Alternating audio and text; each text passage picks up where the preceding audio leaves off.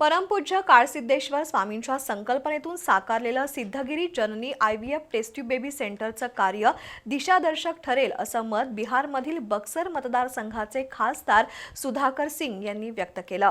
सिद्धगिरी जननी हॉस्पिटलमध्ये आयोजित मातृत्व दिन कार्यक्रमात ते बोलत होते। शनिवारी हा कार्यक्रम पार पडला। सिद्धगिरी जननी हॉस्पिटलमध्ये मातृत्व दिन साजरा करण्यात आला। बिहारच्या बक्सर मतदारसंघाचे खासदार सुधाकर सिंग, सिद्धगिरी जननी सेंटरच्या संचालिका डॉक्टर वर्षा पाटील, केंद्रीय संयोजक बसंत कुमार सिंग, व्यवस्थापक विवेक सिद्ध हे उपस्थित होते। भारत मोठ्या लोकसंख्येचा देश आहे।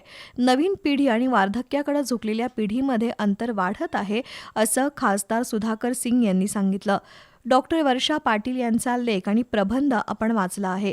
त्यात ढासळत्या प्रजनन क्षमतेबद्दल त्यांनी सखोल विश्लेषण केलंय। काही शक्तींनी जनसंख्या कमी होण्यासाठी अनेक कृत्रिम आजार तयार केल्याचा आरोप खासदार सुधाकर सिंग यांनी केला।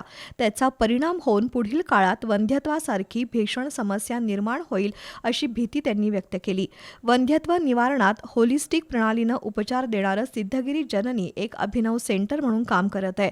पुढील काळात सिद्धगिरी जननी सेंटरचं काम दिशादर्शक ठरेल असं सिंग यांनी नमूद केलं।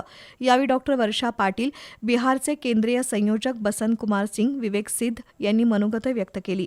यावेळी doctor Bhushan Sutar, doctor Sushma Nadikar, doctor Vishal Khalate, doctor Sushant Gune, doctor Prashant Nadikar, doctor Chirag Gandhi, doctor Priyanka Tele यांचा सन्मान करण्यात आला।